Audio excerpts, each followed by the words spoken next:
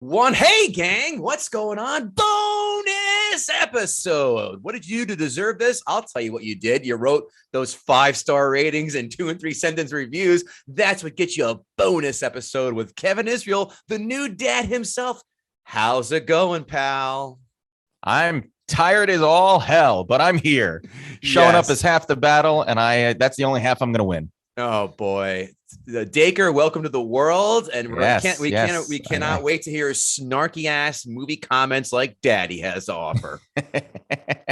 Speaking of, we're gonna do a couple of things here and there. We're gonna give you, this is mostly for you, and what our thoughts were on the best films that we've seen of 2021, the worst films we've seen of 2021, and of course, podcast segments: best guest, most savage gutting, biggest buzzsaw, best newcomer. You'll get it. So, Kevin Israel, let's start with you. Let's start off light and easy here. Give me, what do you think were the best films of 2021? The best films of 2021. All right, I want to make a caveat with this. Okay. This is the best films that I saw, obviously.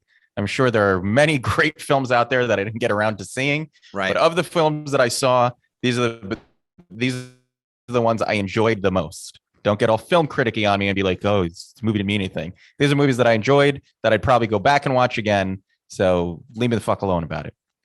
My top movies are, and this is in no specific order. Sure.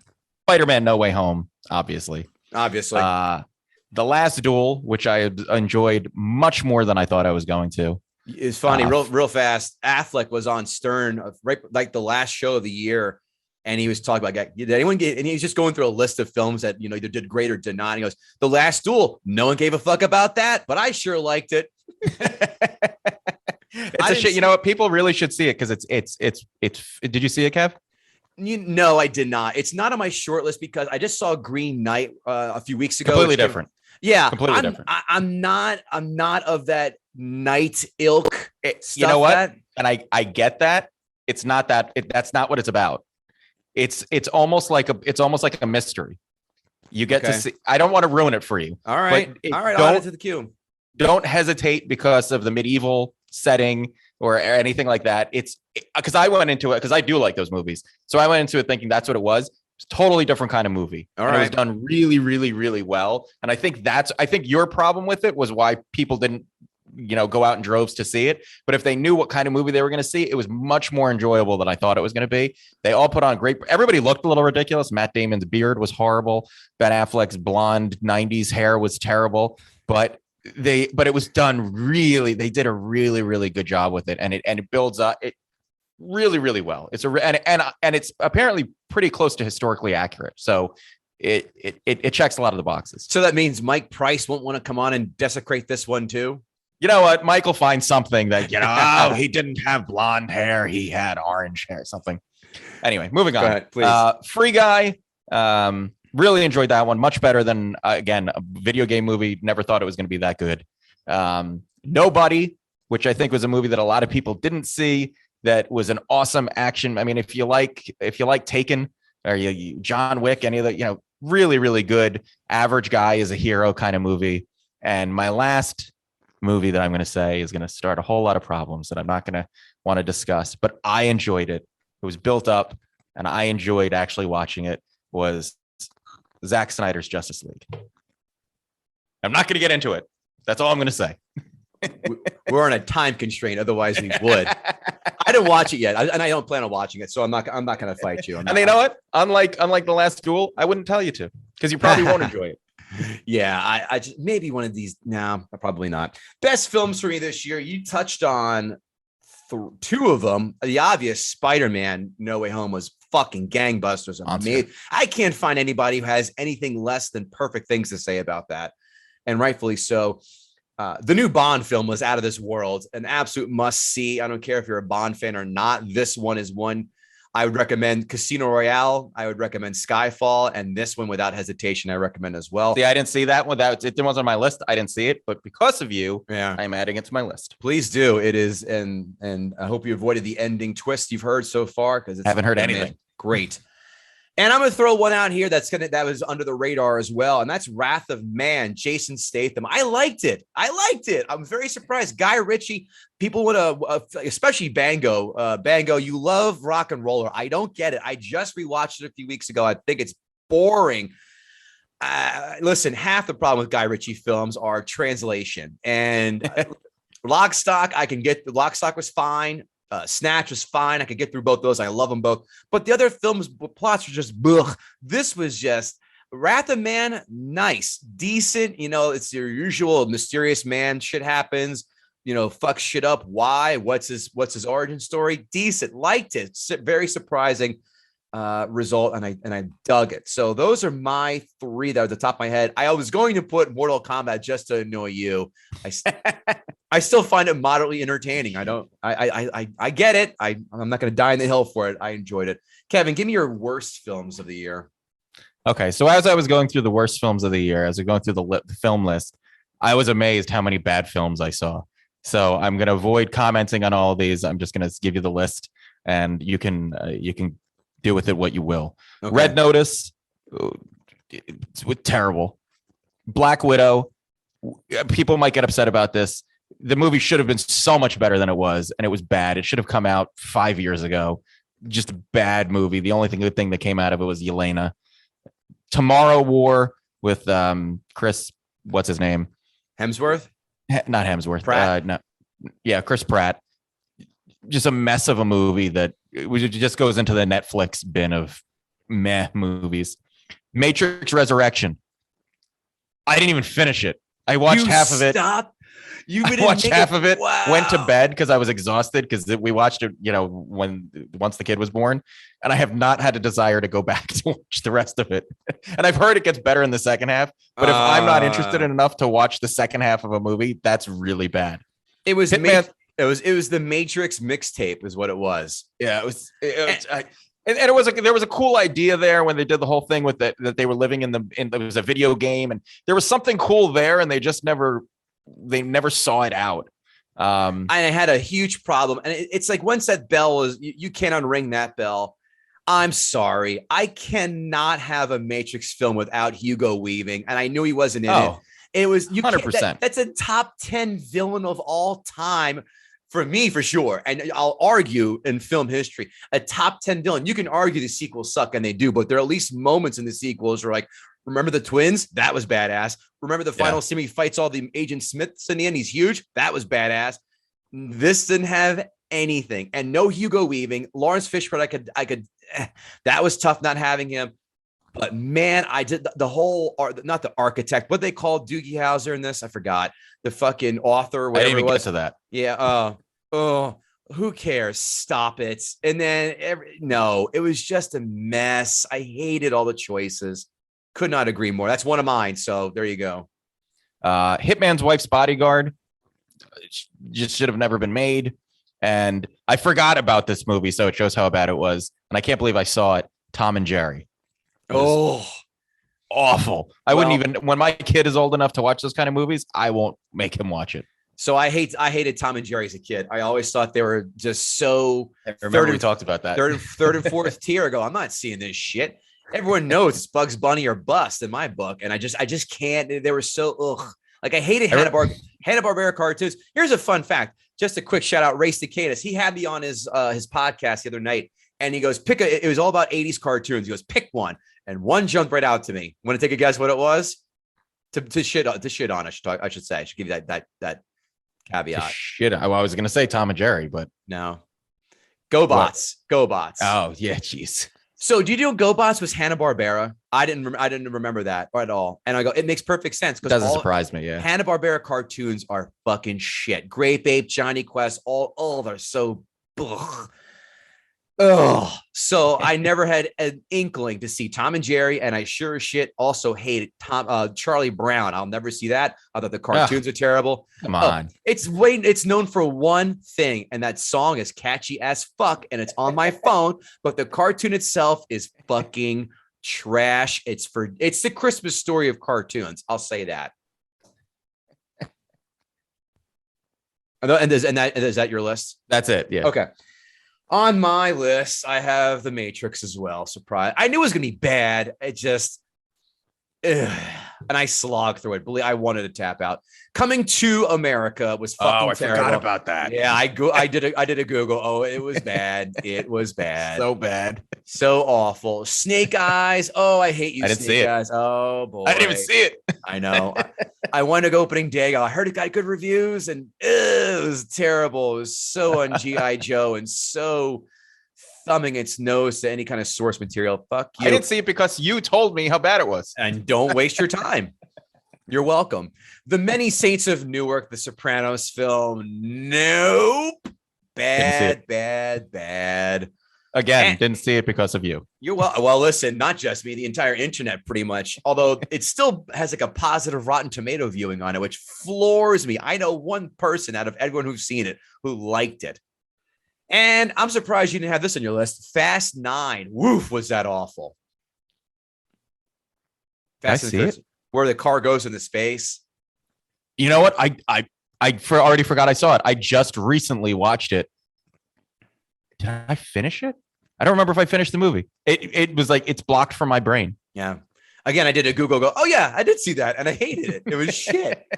I mean, it's cool. It's a mountain of that doesn't happen. But even above and beyond the realm of acceptability in which this universe has built itself upon, I go, oh, for Christ's sakes.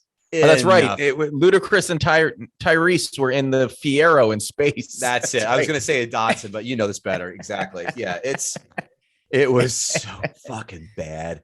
But yeah, those are the films, and I'm sure there are the one. The second half of Borat was terrible. The first half's hilarious, but then it got all woke and apologetic, and I hated that. But not enough to make the bad film list.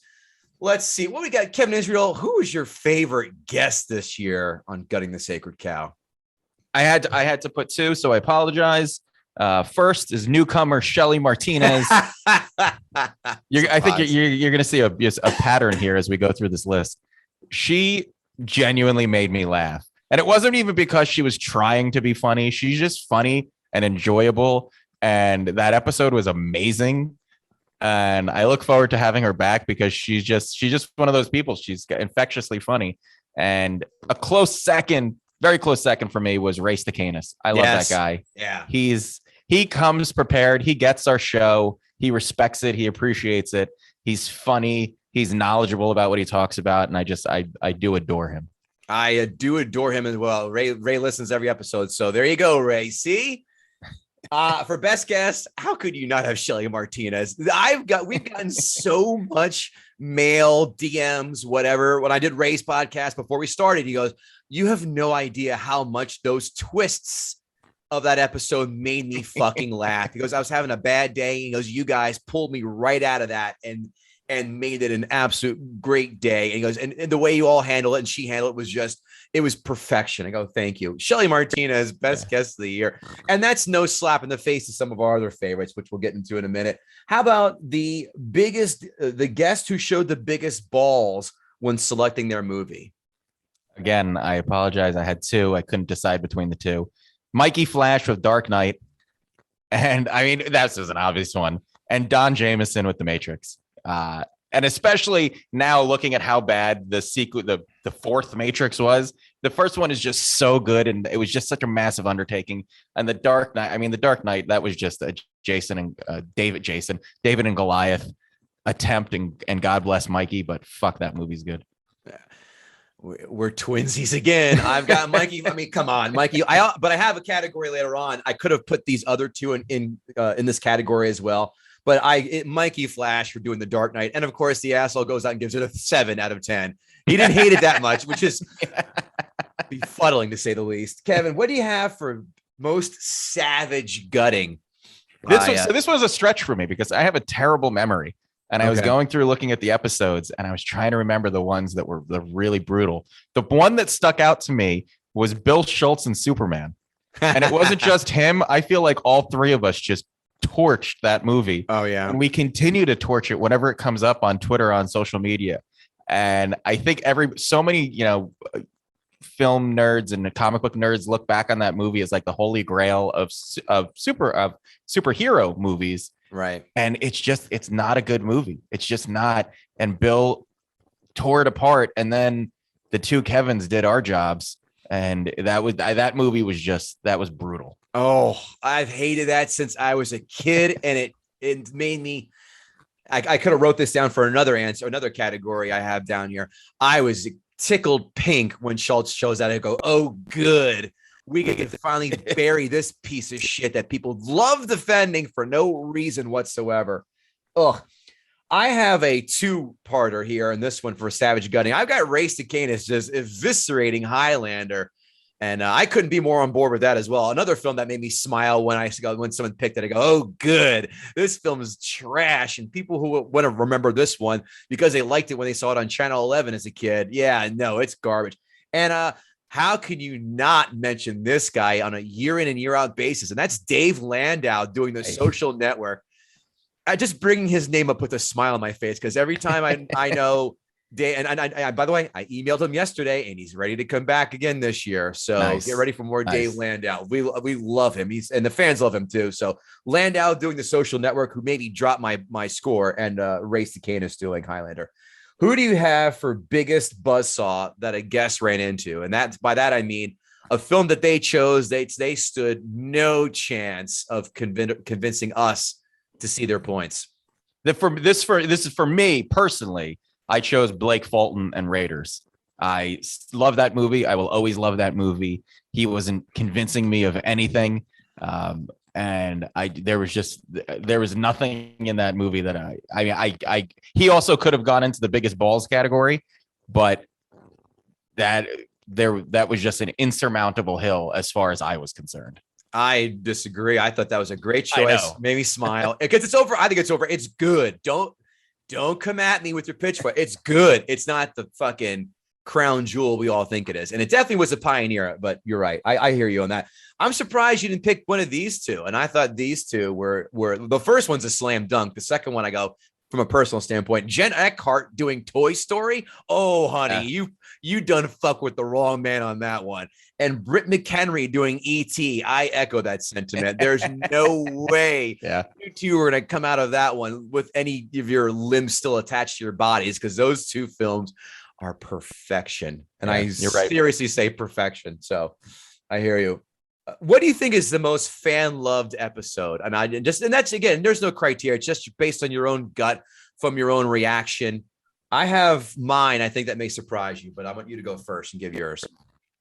Yeah, I have a tie as far as, and I'm going by social media reaction, conversations, people reached out to me. So the two I had were, again, Shelly Martinez. I mean, there was just so much online, people talking about her, and also Release the Ray cut, Race to Canis and Highlander. I mean, there was a campaign. I was getting DMs about this. I had any control over when this thing was really it became a phenomenon to itself. So I would put those two as beloved by our fans. I have one I think that's a little off the beaten path. I thought the fan loved episodes were we got a lot of love for David, the producer, doing the Pirates of the Caribbean, but I thought the one that stood out to me, Delvin Cox doing Fast and the Furious. People love Delvin Cox, man. Yeah, people love Delvin Cox, and he'll be back too. You'll see him. I'm reaching out to him next to get him back. But Delvin Cox doing Fast and the Furious. A lot of people thought that we were insanely on our game for that one. I'm not saying that we're not for all of them, but that one, Delvin Cox episode, stood out. How about best newcomer? Best newcoming guest to the show this year. So we had obviously, with as many episodes we put out, we had a lot of newbies come on. But one of the ones that stood out to me was Jay Black with American Beauty. That was a really funny episode, and I think we all had a lot of fun with him. Jay's a funny comic, and that stood out. And obviously, honorable mention goes to Shelly Martinez. The reason she didn't win it is because she didn't gut it. She didn't actually do her job. And yet she did her job. So Shelly just takes another category, at least as honorable mention. Okay. For me, I thought this was an easy one because this guy appeared twice this year and chose two of the most fantastic films ever made. in my book, and that's Die Hard and Matrix, and that's Don Jameson. Don Jameson coming on here with the balls for those two. And then on top of it, giving both films a 0. Die Hard and the Matrix a 0. The fucking balls on this guy. It's like, yeah, man, fuck these films hard. None of that. It's not that good. 4. Nope. Fuck you, John McClane. 0. Love that. And again, you'll hear Jameson this year, I promise you. How about hardest realization to swallow? And that is the film that we watch. We're like, good luck, asshole. And then you're like, ooh, boy. I call this the category that makes me want to leave this podcast. The Batman Returns category. Just ruining my childhood. So I really broke the rules here. I have 3. Race the Canis with Highlander. Right. That movie was a huge part of my adolescence. Task with X2. The movie's still good, but he did work on that.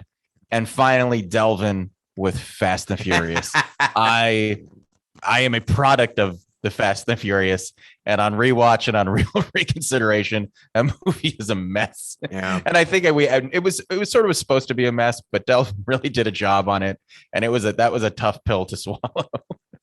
I completely agree about X2 because I make that when people go, the X-Men films aren't that great. I go, no, X-Men 2, Days of Future Past, and First Class are fucking shining beacons. The rest can go kick rocks.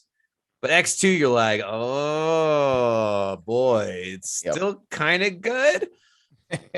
I saw it at theater and I loved it. And Dave, the producer, came back on and goes, nope, Pirates of the Caribbean, not as good. And I forgot how long it was. That shit dragged. 2.5 hours dragged.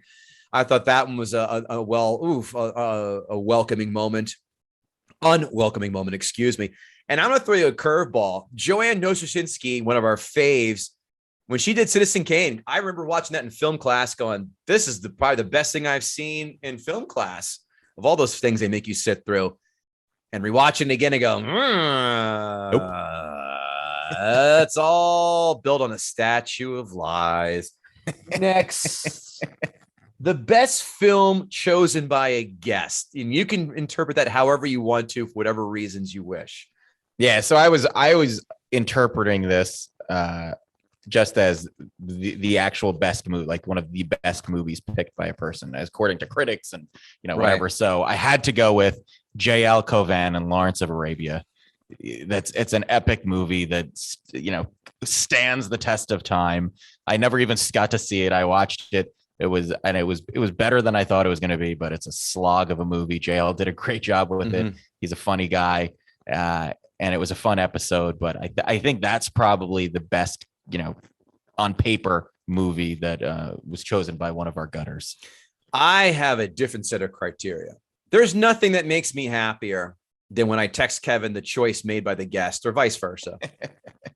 And I get a reaction out of him. And usually my favorite reaction is in all caps, where he writes back, fuck this guy or girl. Before you say it, can I make my prediction? Sure. Commando. No. Oh, damn it. No, I was considering it though. No, because this one I could, even though we're, maybe 40 miles apart, I could see him, Kevin, I'm talking about.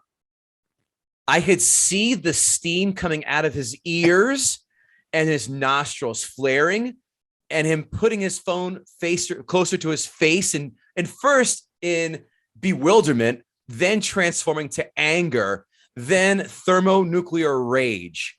As I texted him, the Blockbuster Mentality boys have selected Ghostbusters. That made my year, because that is his favorite film. I go, oh shit, he's gonna lose his fucking tits, and he sure did. And the Blockbuster Mentality boys brought it, and Kevin was sitting there. I thought he wanted to fight these guys. He was like a tiger in a cage pacing. Oh, don't say past tense. I'm still waiting for my opportunity to jump those guys. They just don't know when it's coming. Oh, nice. And he's going to choke him out with a proton pack cord in the back. So I loved when the Blockbuster Mentality boys did Ghostbusters. That was solid. And it was also fun taking shots at Ghostbusters because, again, it doesn't hold up near as well as we remember that. How dare you? Those special effects are dog shit. They're painful. All right. Hello, COVID. So those are our categories. Kevin Israel, is there anything that you're looking forward to in the new year film-wise? What are the couple things that you're looking forward to? You had one more category, sir. Oh, I'm sorry. You're right. Film I couldn't wait to gut, or you couldn't wait to gut. Go ahead. So my pick was Will Noonan and Meet the Parents. I hate that movie. I hate that movie so much. And it was just on, as I was saying, that my in-laws have been here since my son was born. And it was on the other day, and they decided that that's what they wanted to watch. And I had to sit through Meet the Parents again. And it is, and having hated it so much in our episode, I just hated it. And I was like, maybe on relaxed rewatch, I'll enjoy it. Maybe when it's not, when there aren't stakes to this, I'll enjoy it. And I hated it even more. God, I hated that movie. I was so happy Will Noonan did it. Will Noonan's another funny comic. He did a great job gutting it. And I fucking hate that movie. And I was so happy when somebody picked it. It's so dumb. I was ready to nominate myself again for doing A Christmas Story, but that was last year. So because someone at my in-laws house, someone said Christmas Story. Go, don't you? And Nicole goes, please don't get him started. Please don't get him started. Film's fucking trash. You just stuck a drink in your mouth and said, just shut up. Yeah. Does baby want another Baba? Yes, he does. Another fan favorite and another of our favorites, Juliette Miranda, when she did Pretty in Pink. Boy, my wife loves this film, and I fucking hate it. I hate Pretty in Pink. I hate for everything it stood for. And boy, do I hate Ducky. He's easily one of the worst characters. So when she texted back, I go, you're going to make me watch this? Fine. Guess what? Knives out, motherfucker, because here we come. This will be a joint effort because this film stinks. Yeah. Pretty in Pink. Thank you. I like yours too, though. Meet the Parents is truly for dumb people. Truly for dumb people. What films are you looking forward to this year, Kevin Israel? Anything jumping out at you that you're looking forward to seeing? Yes. Definitely Doctor Strange and the Multiverse of Madness. Really excited about that. And that is the only movie that's jumping to mind right now. I'm sure there are others that I'm going to be excited about. Right. But as far as, Spider-Man No Way Home was so good. Yep. So good. And the teaser for Doctor Strange, it's hard to tell how the actual movie is going to be, but I think it's going to open up a lot of wider possibilities for the MCU. And we're all waiting now that the MCU has the rights to the X-Men and all those characters, how they're going to get incorporated. Kevin Feige is obviously a genius and he sees 20 steps ahead. So he knows what he's doing, but I have a feeling that Doctor Strange, the Multiverse of Madness, him with Wanda, I think it's going to have some crossover with what happened in Loki and the Time Patrol, whatever they were called. And I think it's going to start to work towards bringing in mutants into the MCU. So I'm really excited to see what that movie does, and I hope it can at least kind of stand up to how great Spider-Man was. I have no knowledge in that section. This is where I'm going to lean on you for this because I know nothing about this era of Marvel. So yeah, I mean, I'll see it for sure. I'll definitely see that. I have a few circled here. Me. For a straight man, goddamn, do I love Tom Cruise. I fucking think he's the greatest besides Schwarzenegger in the 80s and Stallone. I argue he's the third best action hero of all time. It's a big statement. Statement. Do you disagree? The third greatest action? Schwarzenegger, Stallone, and then Cruise? Mm-hmm. Think about what it. I gotta go Rock. I gotta go The Rock. Oh, no. He hasn't anywhere near the filmography. First of all, and Tom Cruise does all his fucking old stunts and he's 60 for Christ's sakes. 60. I don't disagree. And I know Tom Cruise has done better movies than The Rock. Right. But when I think of what I picture an action hero to be and who's churning out those movies, I think Rock and not, I don't disagree with where you're going. And I'm not going to argue this one because it makes sense. But when I think of an action star, Tom Cruise isn't the guy who jumps to mind. He makes so many great ones. He doesn't make any bad ones. The Rock's made nothing but mostly bad films. That's where I base that on. Yeah, he doesn't fit the embodiment of an action hero completely. Obviously, we'll see that point, but the fucking guy is consistent as shit, and that's what I look for. So Mission Impossible, I cannot fucking wait because Fallout was so great. I keep yelling from the rooftops how great it was. Those who've seen it will agree. I love Mission Impossible. I cannot wait for that. Top Gun 2, I don't know. Maybe we'll see how that shakes out. I don't give a shit about the rest, what the rest of you think on this next one. I don't care. And I can't wait. And it comes out in a few short months. Jackass 4. I am in that theater. I don't care if there's another variant coming around. I will see that shit in a heartbeat. I love Jackass movies. They're fucking hilarious. I cannot wait. There's another. How do you forget the new Thor: Love and Thunder? How dare you, Kevin Israel? That's going to be fantastic. I will add one movie to this that I'm really excited about. And it goes back to my point that The Rock is the third greatest action hero. Black Adam. Because I'm going to say this with a caveat. This movie could be dog shit. But because Shazam was so good, and this is the Black Adam is at some point going to clash with Shazam. It might happen at the end of this movie or into the next Shazam. But they are in the same universe. So I'm really excited to see what Rock does with Black Adam, and I'm hoping that The Rock actually acts as a character and isn't just The Rock in tights. But the fact that The Rock has done all these different action movies and now he's a superhero, it seems like a natural evolution. I'm really excited to see what they do with that movie. Gotcha. Let me think what else is jumping out of me. I'm scrolling and cheating, so I'll be honest with you. I'm very I'm embarrassed. I want to see the new Scream film. I do. I don't know why. I'm curious to see what they do with this. I mean, the last one sucked. The last one, I'm not going to count that. Fuck it. Here's your answer. Spider-Verse Part 2. That's what I want to see. Yep. Now, that Spider-Verse, when that came out, I go, who gives a shit? Enough people go, nope, you're going to want to see it. I go, okay. And I saw it in the theater, go, yep, you're right. I do give a shit. It's fucking great. My nephew who's 7 years old, who's starting to get into stuff, loves Spider-Verse. So I love Spider-Verse. I can't wait for the second one. That's got, I think it's gonna be great. I know it's gonna be great. So looking forward to that one. Agreed. And so the last movie I'll say is Flashpoint. You know, again, this goes back to a DC property. People were skeptical about Ezra Miller as Flash. I thought he did a good job. Thought he brought something a little different to the character. And the Flashpoint is another movie, much like the Multiverse of Madness, that is going to open up a whole bunch of opportunities for the DC films.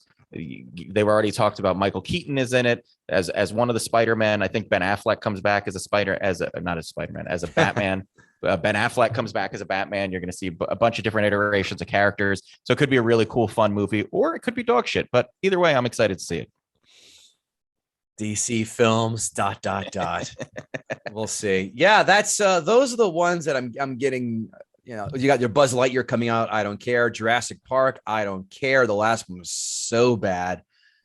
And they're doing a reboot of Salem's Lot. Okay, didn't care. Hocus Pocus 2, don't care. Halloween 3, maybe. Black Panther, Wakanda Forever. Oh, the day after my birthday. I don't know. The last one was overrated. What about Avatar 2? Aren't you excited about that? Creed 3. Aquaman 2. That comes out the same weekend as Avatar 2. There you have it. I don't know. Yeah. And of course, Morbius comes out next month. Who gives a shit? Those are the films that we're looking most forward to seeing. And that's that. So listen, we're going to have a lot of fun stuff lined up for you this year. We're going to have another live show. We were just talking pre-show about getting another live show together. Pretty sure it's going to be Bill and Joanne again. So if you love them, great. If not, well, tough shit. They're coming back for another round. And good stuff coming. And listen, if you haven't yet done so, 5-star rating, 2 or 3 sentence review. The most important thing, tell your family, tell your friends, tell everybody. We're climbing up those goddamn charts. Believe me, I was doing a Google search yesterday. We're not that far from the top. So we appreciate everything you guys have done with us and hung out with us and supported us and shouted us out. Oh, actually, I forgot to read a couple of fan points they wanted to talk about. And I think this one in caps is perfect. Rex Crum writes this. The question was, what was one of the most memorable moments from the show this year? Rex Crum writes, when Kevin Israel said the goal was to push Bill Schultz to commit suicide, but not really do it. That made the Mount Rushmore of the podcast moments for all time. And if you have Bill Schultz on your death list, please take him off because I'll feel guilty about it. Yeah. Matt Dawson writes, it's got to erase the Canis's 20-minute plus demolition of Highlander. It felt as if it could rival any presidential speech. Fair and fair. No argument there.